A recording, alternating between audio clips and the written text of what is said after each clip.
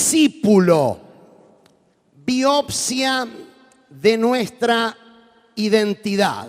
Acompáñame en la lectura del Evangelio según San Mateo, capítulo 28. Vamos a estar leyendo los versículos 19, 20, más conocidos como la Gran Comisión. El 18, Jesús dice: toda autoridad me es dada en el cielo y en la tierra, por tanto, id y haced discípulos a todas las naciones, bautizándolos en el nombre del Padre y del Hijo y del Espíritu Santo.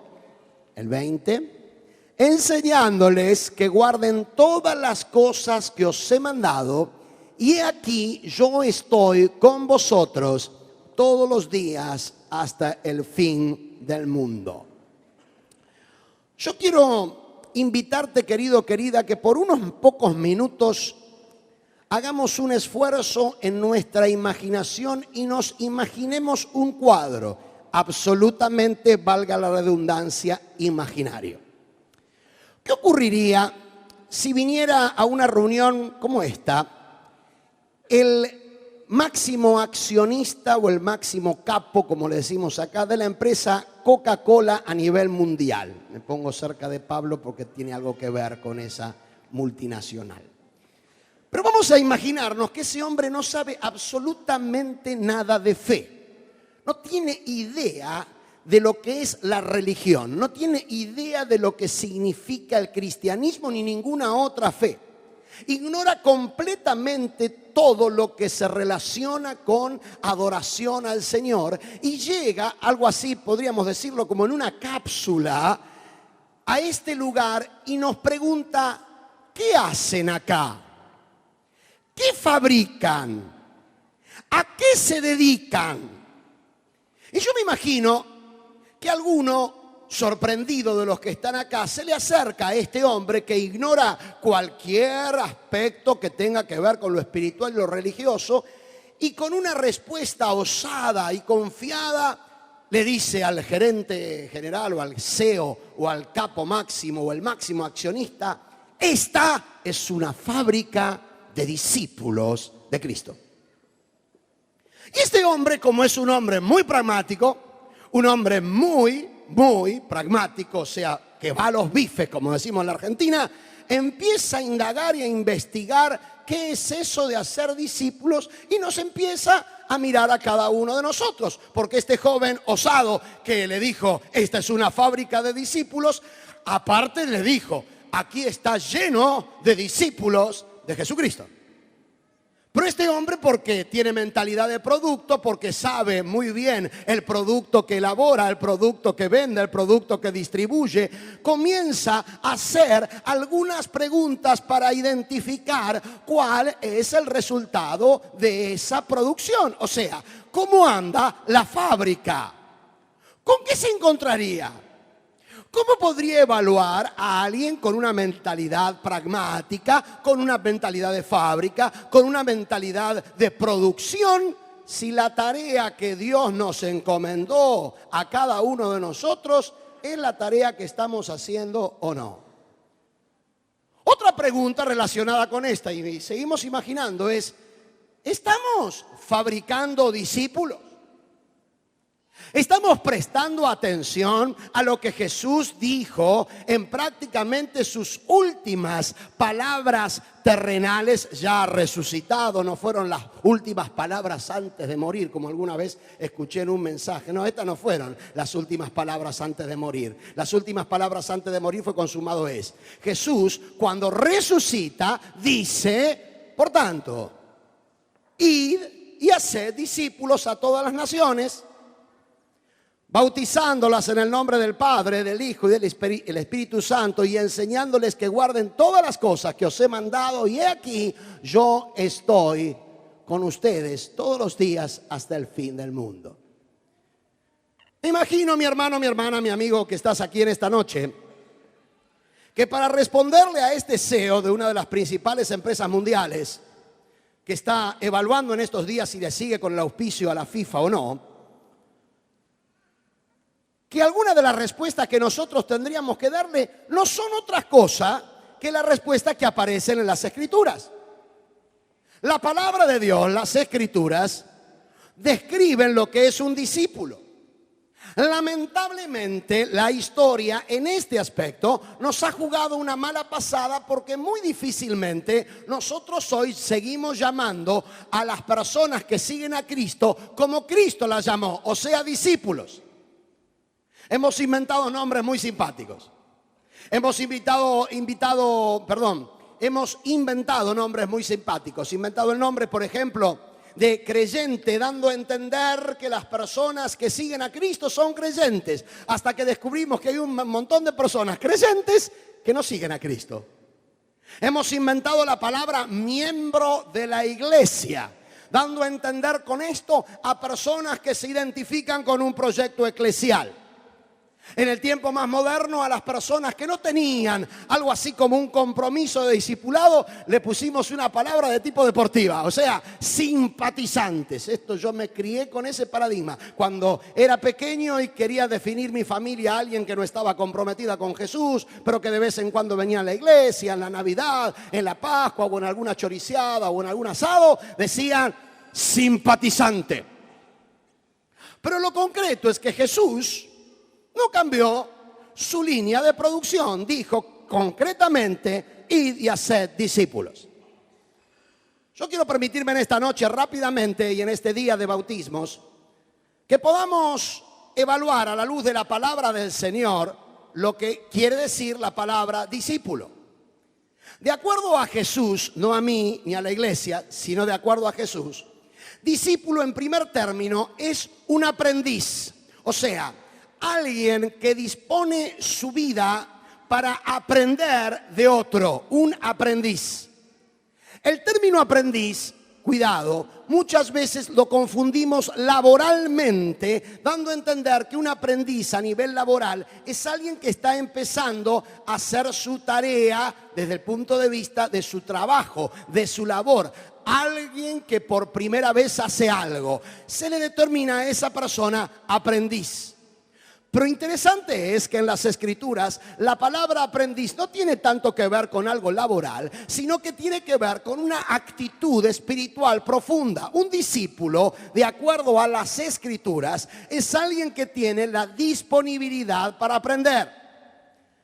¿Qué características tiene ese aprendiz? Bueno, la tenemos, por ejemplo, para mencionar un solo ejemplo, en 1 de Pedro capítulo 2, versículos 1 al 3. Desechando pues toda malicia, todo engaño, hipocresía, envidias y todas las detracciones, desead como niños recién nacidos la leche espiritual no adulterada, para que por ella crezcáis para salvación, si es que habéis gustado la benignidad del Señor. Dice la palabra del Señor allí en 1 de Pedro que la actitud del aprendiz es la actitud del deseo, del hambre, de las ganas de aprender de Jesús. ¿Cómo es posible que le llamemos discípulos a personas que no tienen ganas de aprender de Jesús? ¿Cómo es posible que le llamemos discípulos a personas donde tenemos que negociar qué es lo que le enseñamos y qué es lo que no le enseñamos de la palabra de Dios? Es evidente que el término aprendiz es muy, pero muy revelador.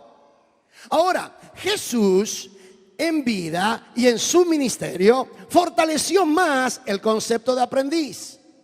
Y lo tenemos allí en el pasaje de Mateo, capítulo 11, verso 29.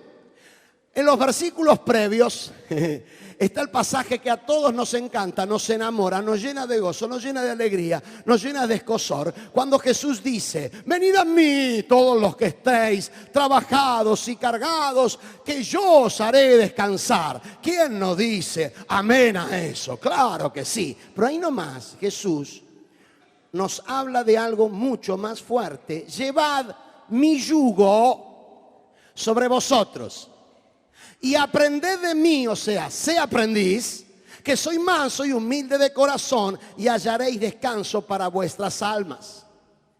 El error garrafal de ciertos conceptos discipulares es decirle a la gente que puede ir a Jesucristo sin ningún tipo de imposición y solamente con el hecho de ir a Jesucristo van a cambiar de vida, van a llenarse de Él y todo lo demás. Y la Biblia allí nos dice otra cosa, porque la Biblia dice, llevad, Jesús dice, mi yugo sobre vosotros. Ya sabéis lo que es un yugo, ¿no? Ya sabés lo que es un yugo. ¿Cuántos casados hay acá? Ya saben lo que es un yugo, ¿no? El yugo, de acuerdo al término técnico, es el famoso travesaño, el famoso, podríamos decir, tronco que tenían los animales que llevaban. Se les llama yugo a eso, pero el sentido de la palabra yugo es todavía más profundo en el sentido que es algo que me une a otro.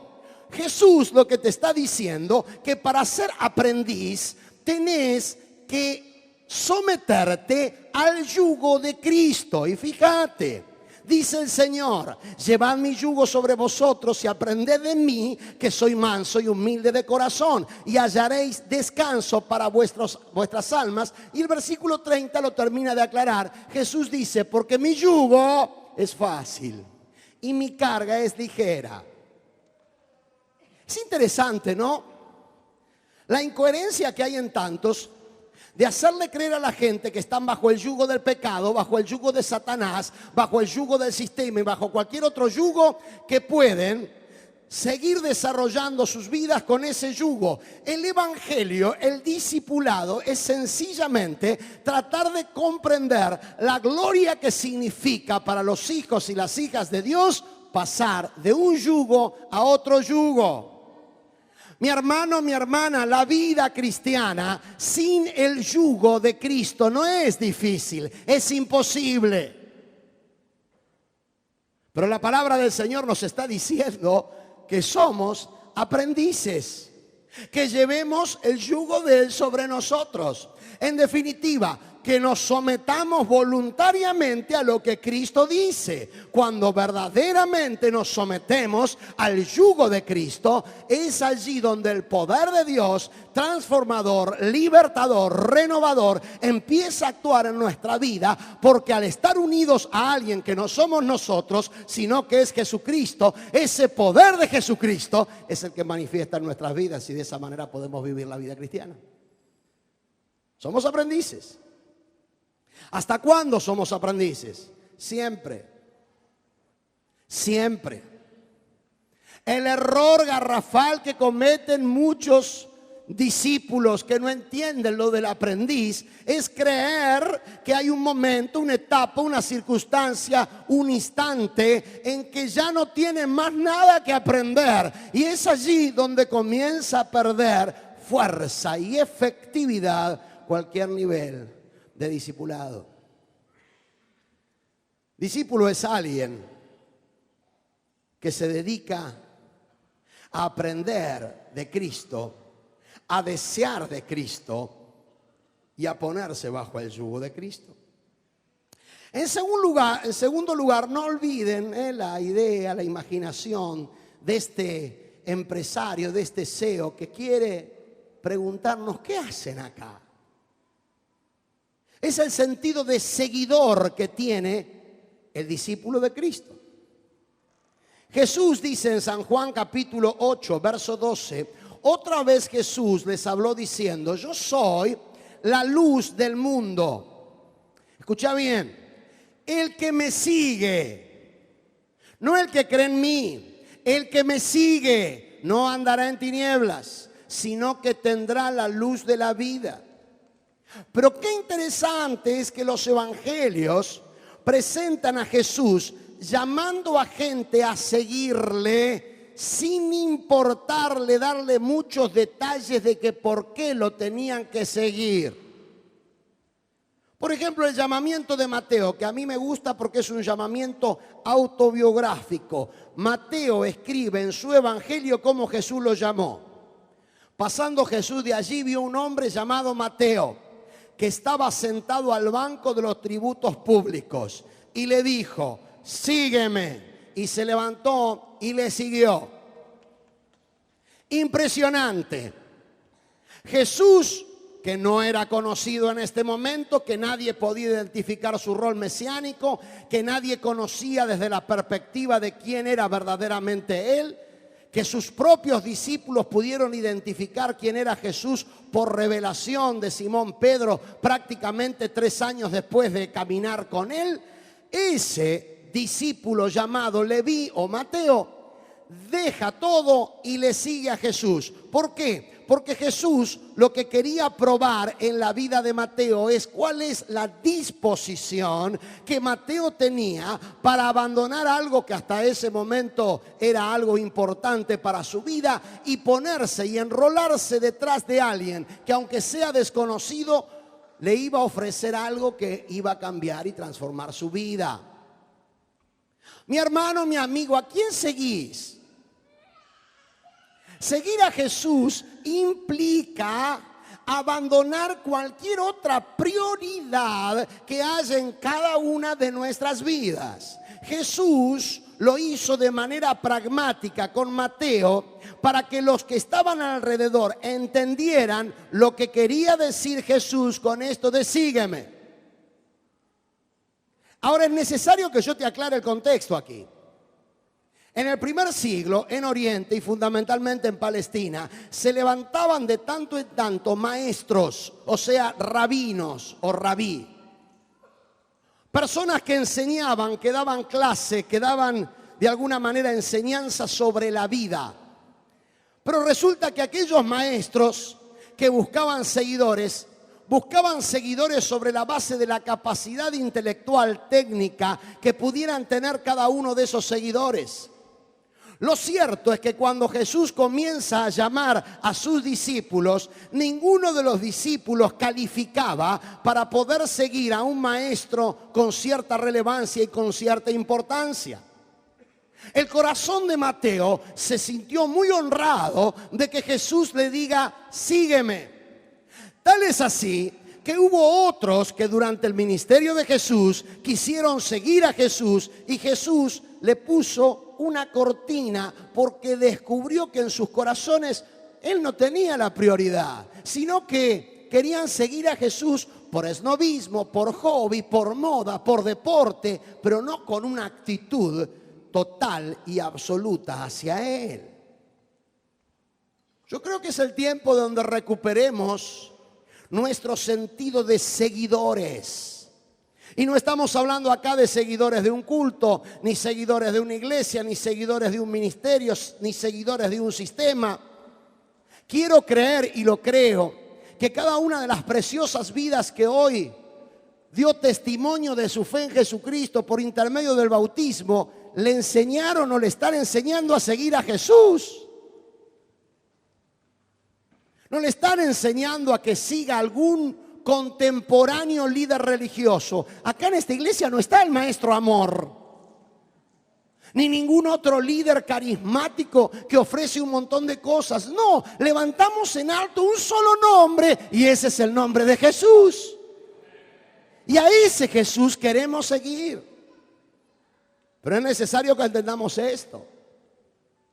Seguir a Jesús demanda esto, una actitud de prioridad absoluta. Por eso, cuando se hizo popular el ministerio de Jesús, la gente dice, yo le quiero seguir, yo le quiero seguir, yo le quiero seguir. En una moda, todo el mundo decía, ay, Jesús, vení, dame, firmame un autógrafo, yo te quiero seguir. Un día Jesús se cansó y le dijo, si alguno quiere venir en pos de mí, y saben la historia.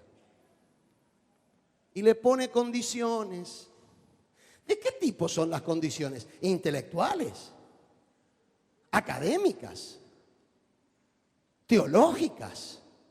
Son condiciones sociales. Tienen que ver con la economía, tienen que ver con el bolsillo. ¡No! Cada una de esas condiciones, sabes que son condiciones de tipo espiritual. Si alguno quiere venir en pos de mí, primero, niéguese a sí mismo. Seguir a Jesús es la clausura del yo, del culto a vos mismo.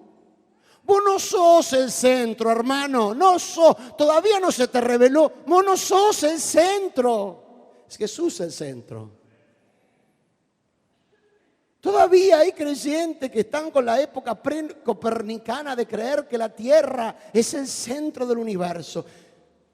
Vos sabés que ya a esta altura, ya sabés que la Tierra no es el centro del universo. Pero de la misma manera que hay muchos que todavía creen que la Tierra es el centro del universo, se creen que uno es el centro del universo. Primero, niéguese a sí mismo. Segundo, tome su cruz cada día. ¿Qué es tu cruz? ¿Qué te enseñan acá los maestros del plan maestro del discipulado? ¿Qué es la cruz? ¿Tu suegra? ¿Los pastores? ¿Algún personaje difícil de la historia diciendo, no, hay que tomar la cruz? Porque eso es lo que muchas veces ha trascendido, Ay, cada uno en esta vida tiene su cruz. No, lo que dice Jesús de tomar su cruz es tomar la actitud de querer espiritualmente morir a nuestro yo cada día, cada día, cada día. Cada una de las 13 almas preciosas que se bautizó allí van a tener que tomar la decisión mañana de crucificarse a sí mismo y de morir al yo. Porque si no, después que se le pase el efecto húmedo del agua, van a estar en condiciones difíciles. Porque esa es otra de las ideas, no ahora. Por eso hay tantas confusiones. No, ahora que salió del agua.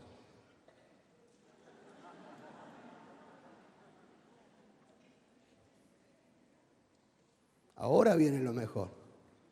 Ahora hay que empezar a caminar con el Señor bien comprometido. Antes de este momento vos eras, de acuerdo a la palabra, una persona que simpatizabas, una persona, un adherente, pero diste tu testimonio público. Diste el testimonio público y que yo sepa, mira, algo conozco a la congregación, no creo que ninguno te haya puesto una 9 milímetros en la cabeza para decir, ¡te bautizás!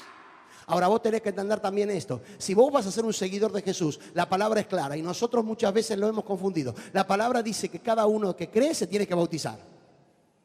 Y en el Nuevo Testamento, el hecho de los apóstoles eran cuestión de horas entre el que la gente se creía y se bautizaba. Pero después vinimos nosotros, que conocemos mucho más, que somos más inteligentes que Dios. Y le dijimos de alguna manera al Señor, sí, Señor, está bien tu palabra, pero ahora la gente moderna es cambiante y todo. Y se enseñan pavadas, no, porque la gente del primer siglo era tan carnal como vos. La gente del primer siglo tenía los mismos problemas que tenés vos. La gente del primer siglo tenía un montón de cosas que vos también tenés. La diferencia, ¿sabés cuál era? Que los discípulos eran gente sencilla en cuanto al entendimiento y a la comprensión. Y decía, el Señor nos enseñó esto, lo tenemos que hacer. Tenemos que hacer los discípulos. ¿Querés seguir a Jesús? Sí. ¿Qué dice la palabra? Mandato. ¿Mandato de qué? El mandato, ¿sabés qué es? Una orden de Dios. Pero nosotros no. Nosotros suavizamos el mandato. Nosotros le decimos a la gente, no, si usted cree y después tómese un tiempo. Y si le parece bien, cuando sea un tiempo adecuado, cuando venga el verano, cuando el agua tenga más oxígeno que hidrógeno, bautícese. Y le vamos a tener que dar cuenta a Dios de todo esto. Todavía no está preparado. Pues ¿sabes la cantidad de gente que hemos bautizado nosotros que no está preparada ni ahora? 30 o 40 años después, no, pero ¿sabes por qué lo hacemos eso? Porque nosotros creemos que la palabra la tenemos que suavizar. No. Discipulado, ¿sabes qué quiere decir eso? Seguir a Jesús en un sentido de negarse a sí mismo, tomar la cruz para día y seguirlo. ¿Por dónde? Por donde Jesús va.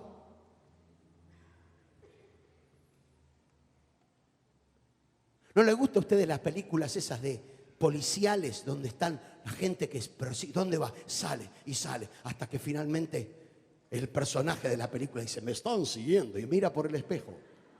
Oh, nos iremos, desviaremos por acá. Y sigue el auto, y sigue el auto, y sigue el auto, porque la orden que es seguir. Pero a veces, hermanos, hemos perdido el GPS. Lo hemos perdido. Jesús va por un lado y nosotros vamos por el otro. Es más, a veces hasta de manera torpe le decimos al Señor, Señor, seguinos vos a nosotros. No, dice el Señor, yo no. Ustedes son los que me tienen que seguir a mí. Ir en pos. ¿Por dónde anda Jesús? El tema es ese, ubicar. ¿Por dónde debe andar? ¿Por dónde? Anda por allá y vos tenés que ir por allá. Y va para allá y tenés que ir para allá. Del lugar donde vaya. Ahí eso es ser un seguidor. Pero claro, como muchas veces hemos perdido la brújula, nos acomodamos a ser simplemente seguidores de lo que la comunidad de fe establece. Lo lindo es cuando la comunidad de fe está centralizada en la dirección del Señor, pero cuando la comunidad de fe pierde el rumbo y seguís a la comunidad de fe y no a Jesús, ahí empezaste a perder. Ser discípulo es ser un seguidor. Ser discípulo, en tercer lugar, es ser un partidario. ¿Te suena esta palabra? Un partidario. ¿No te suena política esta palabra? Sí, es política. Cuando vos seguís a Jesús, te convertís en un partidario. O estás en el partido de Jesús o estás en la oposición. Fíjate lo que dice la Escritura allí en el Evangelio de Lucas 11:23. ¿Vos lo tenés en tu Biblia? Sí, léelo. El que no es conmigo, contra mí es. Y el que conmigo no recoge, desparrama. ¿Qué querrá decir esto? Que tenés que tomar partido. Que tenés que tomar partido. Jesús estuvo 3 años enseñándole a la gente a que tome partido. Un día vinieron la madre y los hermanos de Jesús a visitar a Jesús y él estaba ministrando.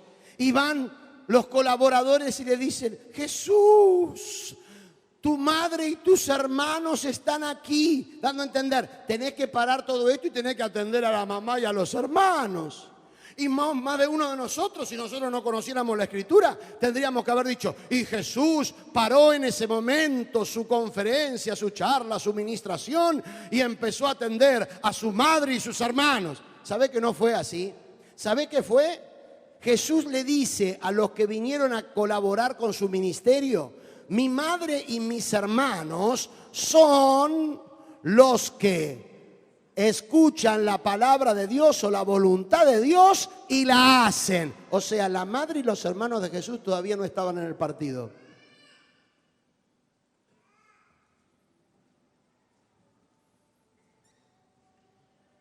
¿Qué te sugiere la palabra partido? ¿Sabes la que me sugiere a mí? Partido. Algo que no está entero, que está partido. Vamos a jugar un partido. ¿Por qué? Porque hay 2 equipos. Y es necesario que entiendas, querido, en este tiempo tan peligroso, que seguir a Jesús te pone en el partido de Él. Y si no estás en el partido de Él, ¿sabes dónde estás? En el equipo contrario. Decime qué se siente. Con onda, Les amamos. Tenemos 7 causas para hablar después, pero bueno.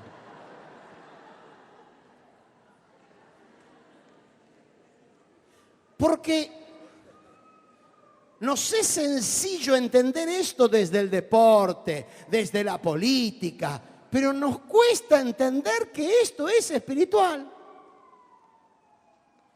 El que no es conmigo es contra mí. No hay gente casi salva, no hay gente cerca de la salvación. ¿Se acuerdan ese gobernante que le dijo: por poco me persuades a ser cristiano? Casi salvo. No, no hay casi salvo, como no hay casi gol. O es gol o no es gol. Pero ser nada. Por eso es necesario que entiendas esto del partido. Dicho sea de paso, y lo tenemos que reconocer con humildad, hay gente que está involucrada en partidos políticos que tiene más clara la idea de partido que los cristianos. Porque aunque podamos o no compartir ideologías, hay gente que sabe que está en el partido y defiende los intereses del partido, y es más, algunos hasta están dispuestos, ¿saben a qué? A dar la vida por los principios del partido. Pero a veces se quiere presentar el Evangelio como una opción light, liviana. Bueno, vos, de acuerdo a tus posibilidades, seguir a Jesús. No, pero no, yo así estoy bien, de esta manera, de esta forma. Hermano, hermana, seguir a Jesús. Vos podés ser lo que quieras, podés elegir lo que quieras, podés elegir ser endemoniado, podés elegir lo que quieras. Pero seguir a Jesús requiere también partidismo espiritual. El que no es conmigo, un día, ¿sabés qué? Van los discípulos, esta está genial, van los discípulos y se encuentran con un hombre que no conocían, que no era del grupo, que no estaba en la lista del miembro, que no lo tenía Raquel ahí en la lista esa blanca que tenés ya. Y dice, momentito, ¿qué están haciendo acá? Yo estoy echando demonios en el nombre de Jesús. No, mamá. ¡Oh! Vaya a saber qué espíritu es. ¡Man! Deja de echar fuera demonios. Nosotros nos vamos a encargar. Nosotros le vamos a hablar al maestro. Y se fueron. Yo me imagino, en el camino dijo, che, qué bien que estuviste, ¿eh? Estuviste bárbaro. Es hora de poner orden en la casa de Dios. Entonces van y llegan a Jesús. Y cuando llegan a Jesús le dicen, maestro, hemos visto a alguien que echaba demonios, pero no están con nosotros y se lo prohibimos. Y ellos esperaban que Jesús dice, muy bien hecho, muchachos, hay que mantener la sana doctrina. No, ¿sabés qué le dice? Hicieron mal. Porque seguramente esa persona que estaba echando fuera demonios fue alguien que escuchó que Jesús dijo eso y le creyó. Como tantos, ¿vieron? ¿Vieron que hay gente que de vez en cuando le cree a Jesús? Y hace lo que Jesús le dice. Bueno, este era uno de ellos. Y Jesús le dice, no, mal hecho. El que no es conmigo es contra mí. El que conmigo no recoge desparrama. Por otro lado, Jesús pensó con una mente cerebral, no de la taradez y el estupor que viene de la palabra estúpido que tenían ellos. Jesús pensó, ¿cómo alguien va a echar en mi nombre demonios que no sea un... No, tiene que ser del palo, tiene que ser nuestro. El que no es conmigo contra mí es, el que conmigo no recoge desparrama. Discípulo. Pero hay una cuarta y última definición de discípulo. Y es el discípulo, ¿sabes cómo qué? Como imitador. Es un problema que mucha gente tiene, decir, ay, pero yo no, ¿cómo puedo hacer lo mismo que hacía Jesús? Imitándolo. Imitándolo. ¿Cómo nos divertimos a veces cuando aparecen estos personajes que saben imitar bien a otro? Ahora, ¿qué tiene que hacer el imitador? Y yo un día, en un reportaje, no sé si era Mario Zapá o alguno de estos humoristas que ya están desaparecidos, que le preguntaron cómo trabajaba. ¿Y saben cómo trabaja el humorista imitador? Sobre la observación. Pasan horas viendo cómo se mueve. ¿Qué hace? ¿Qué dice? Y cuando hace eso, ¿con qué objetivo hace el humorista esto? Para pasar un buen rato, para que la gente identifique a esa persona y comience a imitarla. Escucha su voz y dice, mi voz puede parar con esto.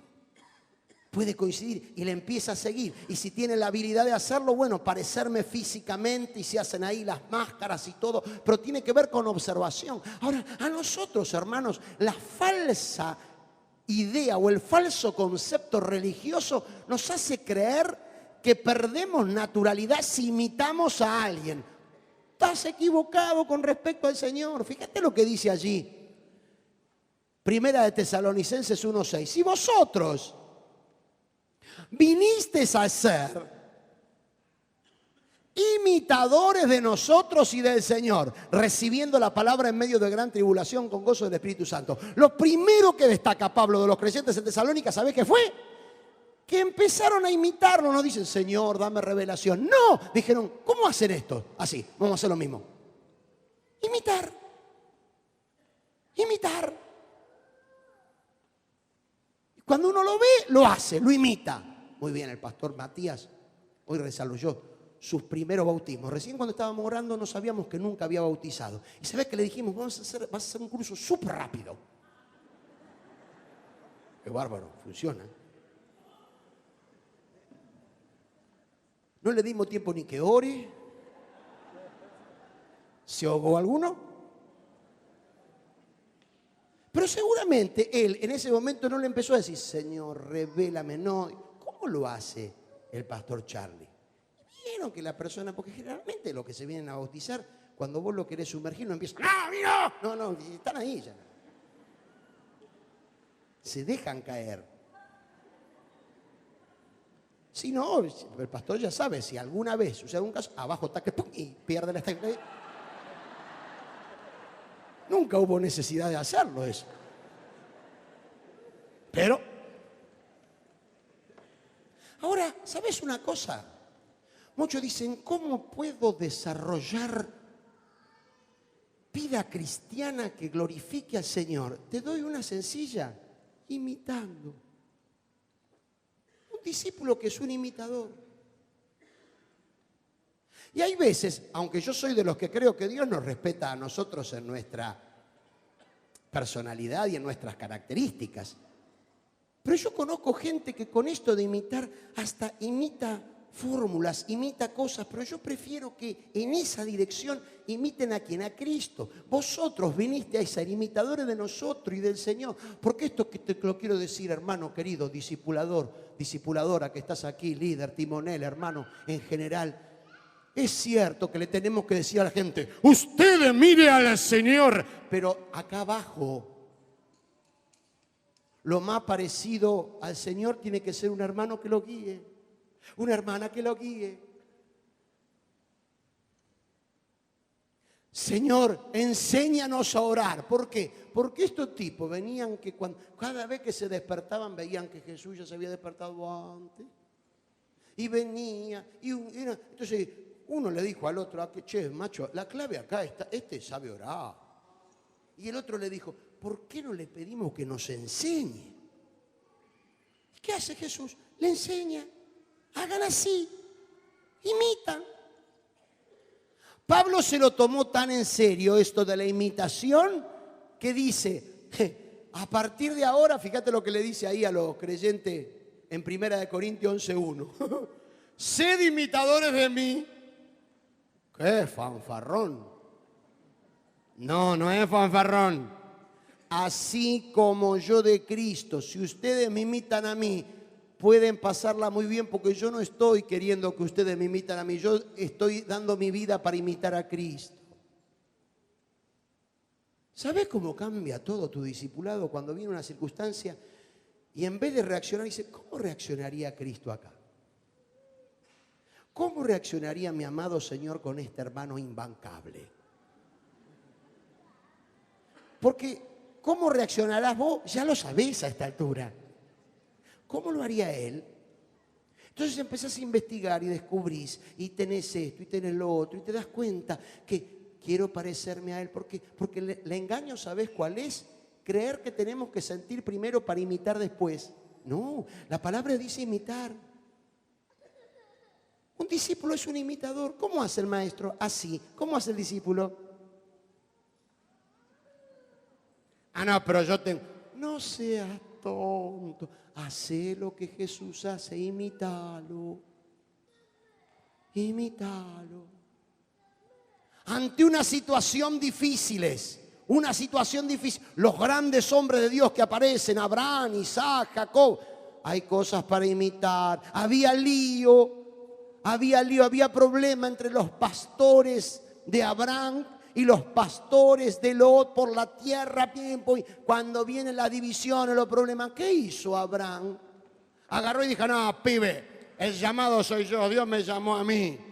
Vos sos un queso, vos sos un lastre. No hace así Abraham. Abraham dice, Lot, no podemos pelear. Decile al que tenés al lado, no podemos pelear. Decile a tu hermano que está al lado. No podemos pelear. Ayer fueron 60 veces más o menos. No podemos pelear. 61. Entonces, ¿qué hace? Elegite lo que quieras. Lot, elegí lo que quieras. ¿Sabes por qué lo hizo? Porque en el corazón de Abraham, ¿qué había? Un corazón de amor, de unidad, de comunión. Y va Lot y se elige la llanura de Sodoma. Y vos sabés cómo termina la historia. Calentito los panchos terminaron, ¿eh? Caliente terminó la historia. Y Abraham estaba en otro lugar, ¿pero por qué? Porque él sabía a quién seguía. Y cuando vienen los problemas, cuando vienen las dificultades, Señor, ¿qué haremos? Imítalo a Él. Porque cuando vos, hermano, hermana, imitás a Jesús, tenés garantía de que realmente la obra de Jesús se hará también en tu vida. Vuelvo al CEO de Coca-Cola Internacional. ¿Qué observaría? Nos preguntaría en su inglés, ¿cómo están haciendo discípulos aquí?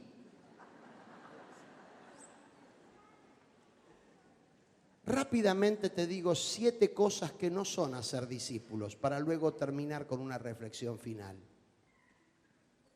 Errores y acciones equivocadas de la fábrica.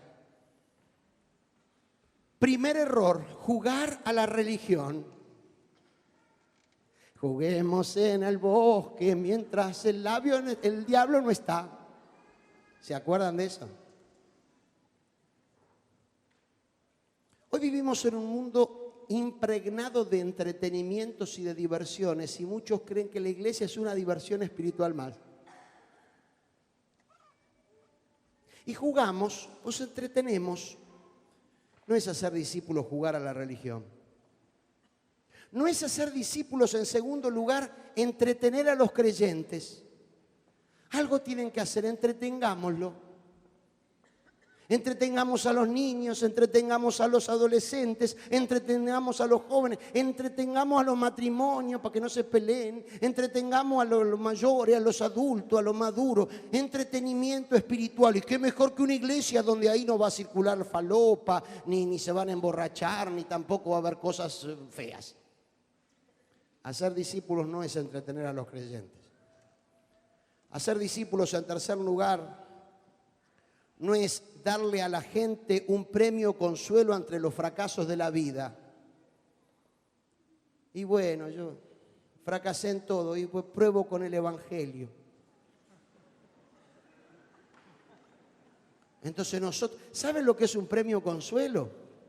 Un premio consuelo es el que dan aquellos competidores o aquellas organizaciones que hacen competencia. Como campeón hay uno solo. Entonces está el premio consuelo, que es salir segundo, tercero, u otra cosa, no importa. Entonces, ¿qué lo hacemos eso? Eso generalmente lo hacíamos cuando éramos niños para que el niño no se ofenda. Y salió quinto en la carrera. ¿Cuánto eran? 5 y salió quinto. Entonces, ¿qué se le da? La iglesia le da el premio consuelo.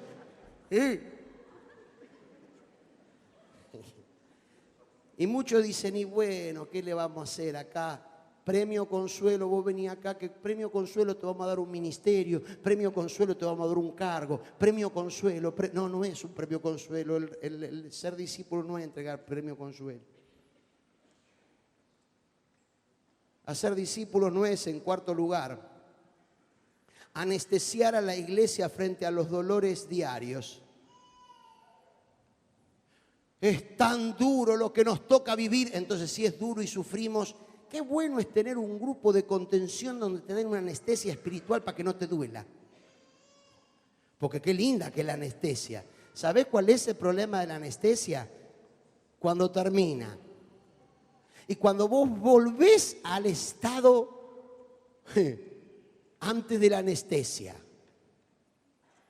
Yo nunca me voy a olvidar, hermano, cuando me tuvieron que operar de urgencia de la peritonitis, una peritonitis terrible. Esa mañana yo había ido al médico, allá en el hospital Argerich, a La Guardia, para que me digan qué era lo que tenía. Y el que me atendió, que era un muchacho con no mucha experiencia en la medicina, me ocultó un poco, me dice, no, son dolorcitos abdominales, tómate unas gotitas de Sertal.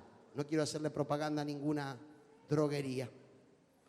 Me tomé unas gotitas de Sertal, yo seguía con el dolor. Me tomo 10 gotitas más, seguía con el dolor. termino de comer y tenía un dolor terrible y yo digo, bueno, si esto es tan bueno, a lo mejor el tipo se equivocó en la dosis y no me tomo 70 gotitas de Sertal. Claro, me tomo 70 gotitas de Sertal. Quedé palmado, fui al departamento, llegó muy bien, esto me va a aliviar. Y yo creía en la fantasía esa del Sertal. 2 horas después me despierto, en 90 grados, así estaba. Doblado totalmente. ¿Por qué? Porque se pasó la anestesia. ¿Sabes una cosa? Hay muchos que creen esto. No puedo con la vida, no puedo con el dolor, no puedo con lo que me está ocurriendo, con lo que me está pasando. Qué bueno es tener alguno que inclusive, que me anestesien. Y en el mismo orden, el sexto error, que viene ahora, es el de fomentar escapismos rituales para evadirnos de la realidad. Fomentar escapismos rituales para evadirnos de la realidad. Yo lo escuché, hermano, yo no sé vos, pero yo lo escuché de líderes, pastores que dicen, olvídese de sus problemas y venga, Señor. ¿Y de dónde sacaron eso? Porque el evangelio no es olvídate de tus problemas. El evangelio es creer que el poder de Dios actúa a través de tu vida para darte victoria sobre los problemas. Eso es el evangelio.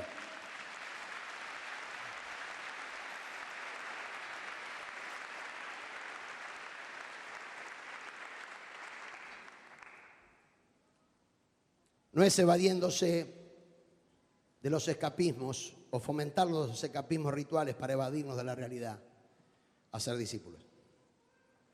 Y finalmente tampoco es hacer discípulos, intentar operar como consultorios psicológicos cristianizados. Bendigo al Señor por la ciencia bien aplicada a la psicología en esta generación y en este tiempo, bien aplicada, pero la iglesia está para hacer discípulos, no para operar como un sistema de asesoramiento, de consultorio, porque lo que es peor, que cuando alguien que no conoce nada de psicología empieza a hacerse el psicólogo, la cosa es peor. La gente ya vino con un problema y termina más trastornada todavía.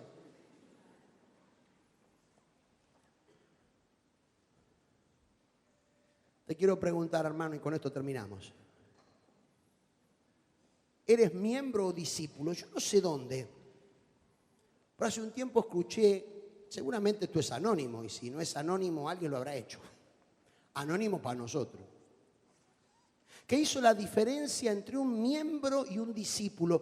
Y como mi carga es que podamos desarrollar una identidad de discípulos, que le podamos decir al gringo este que vino a visitarnos, que viene a visitarnos, ¿qué están haciendo acá? Una respuesta sólida de que esta es una fábrica de discípulos. Por lo menos tener la honestidad de identificar qué somos. ¿Eres miembro o discípulo? Aquí son las diferencias. El miembro suele esperar panes y peces. El discípulo es pescador. El miembro lucha por crecer. El discípulo lucha por reproducirse. El miembro se gana. El discípulo se hace. El miembro quiere que le sirvan. El discípulo se atreve a servir. El miembro le gusta ser halagado. El discípulo halaga con su servicio y su sacrificio. El miembro entrega parte de sus ganancias. El discípulo entrega su vida. El miembro puede caer en rutina. El discípulo está en constante actividad. El miembro espera que se le asignen tareas. El discípulo es solícito en tomar responsabilidad. El miembro murmura y reclama. El discípulo se niega a sí mismo y obedece. El miembro es condicionado por las circunstancias. El discípulo aprovecha las circunstancias para ejercitar su fe. El miembro reclama que le visiten. El discípulo visita. El miembro vale para sumar. El discípulo vale para multiplicar. los miembros son transformados por el mundo, los discípulos trastornan el mundo. Los miembros suelen ser fuertes como soldados en trinchera, los discípulos son soldados invasores. El miembro hace hábito, el discípulo rompe moldes. El miembro sueña con la iglesia ideal, el discípulo logra la iglesia real. El miembro predica el evangelio, el discípulo hace más discípulo. El miembro espera un avivamiento, el discípulo es parte del avivamiento. Al miembro se le promete una almohada, al discípulo se le ofrece una cruz. El miembro dice ojalá, el discípulo dice heme aquí. El miembro es valioso, el discípulo es indispensable.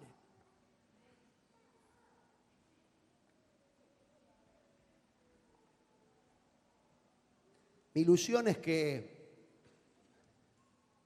el CEO de la Coca-Cola vuelva a su estado natural para poder decir, estuve allí en Bahía Blanca y de la misma manera que nosotros hacemos Coca-Cola, ellos hacen discípulos. Pero mi hermano, la tarea es una tarea que nos corresponde absolutamente a todos. Mi oración es que estas 13 preciosas vidas, y vos también, y los que se fueron bautizando antes y después y todo, seamos conscientes de que esto es una fábrica. Ya sé lo que me vas a decir. Bueno, pastor, pero es Dios quien hace la obra. Qué revelación. ¿A través de quién? ¿Vos te atreves a desafiar las palabras de Jesús? ¿Vos le podés responder? ¿Vos tenés la osadía de responderle a Jesús que Él dijo que hagan discípulos a nosotros y nosotros le queremos responder a Él? Señor, hacelos vos, no, nosotros. Por eso es que te quiero dar 2 claves para esto, que están allí en la palabra. Primero, que Jesús dijo, toda autoridad me es dada en los cielos y en la tierra. La autoridad la tiene Jesús con esto de hacer discípulos. Y lo segundo que te quiero decir es que Él, para la tarea que nos encomendó, nos garantiza su presencia todos los días hasta el fin del mundo. Las empresas no tienen esa garantía, pero la iglesia de Cristo sí. Yo te desafío, querido, querida, en esta noche de fiesta, esta noche de bautismos, que nos replanteemos el discipulado en nuestra vida. Que nos preguntemos si estamos siendo aprendices, seguidores, imitadores, y si estamos siendo de todo corazón, ese tipo de creyente, ese tipo de hijo de Dios y de hija de Dios, que verdaderamente quiere estar con una actitud de transformación y de cambio, y una actitud que verdaderamente refleje que necesitamos producir más discípulos. Si hasta ahora, sin darte cuenta, entraste en algunos de estos 7 errores de la fábrica que te mencioné: jugar, entretener, premio consuelo, anestesiar, evadir, contener. Yo te desafío a que tu vida y la mía puedan ser productivas. Discípulos. Cerrá tus ojos un instante. Discípulos. En este mundo donde hay tanta confusión con los cargos, con los nombres, con las jerarquías, el mensaje de Jesús sigue siendo el mismo: hagan discípulos, discípulos, discípulos.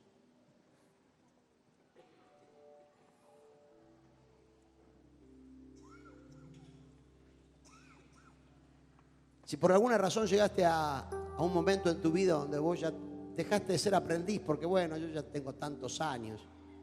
Yo también, sin embargo, todos los días el Señor quiere enseñarme. Y yo quiero aprender.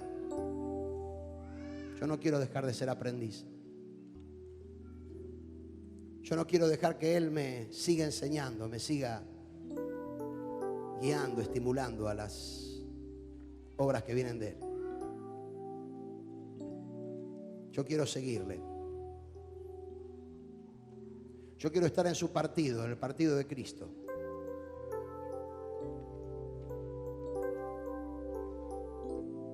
Yo no quiero fantasear con la idea de que hay zonas grises o indefinidas, con Él o contra Él. Yo quiero imitarlo en todo. Cuando dispongo a imitarlo es la gracia de Él y el poder de Él el que llena mi vida, el que me transforma, el que me renueva.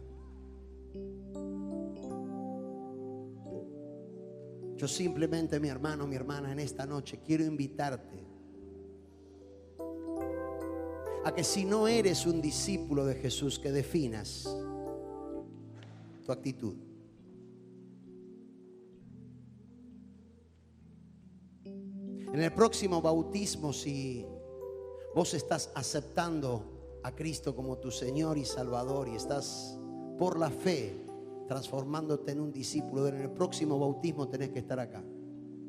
Hay que cortarla con la maldición de hacerle creer a la gente que esto del bautismo es algo así como una frutillita del postre. No, en el Evangelio la gente que creía se bautizaba, y si no se bautizaba era porque no creía. Y si eres un discípulo, una discípula del Señor, yo te quiero invitar a que te replantees tu aprendizaje, tu actitud de seguirlo a Jesús, tu partidismo por Él, la imitación de Él.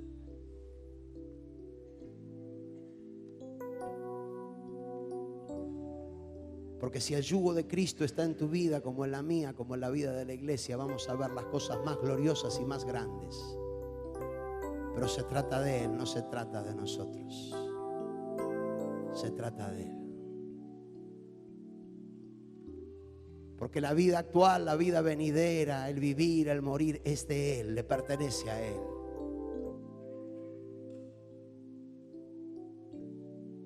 Esta es una noche para afirmarnos en nuestro seguimiento a Jesús. Esta es una noche para decirle: Jesús, yo te quiero seguir, te quiero imitar, me quiero definir por ti, Señor. Quiero seguirte a vos. Quiero aprender de ti, Señor. Quizás le tengas que decir al Señor: Señor, déjame ser más enseñable. Quiero ser más enseñable, Señor. Los dolores, las heridas, los traumas de la vida cristiana más de una vez me pusieron duro, me pusieron una coraza, y es en esta hora, Señor, que quiero salir de ella para que tú sigas obrando y renovando mi ser.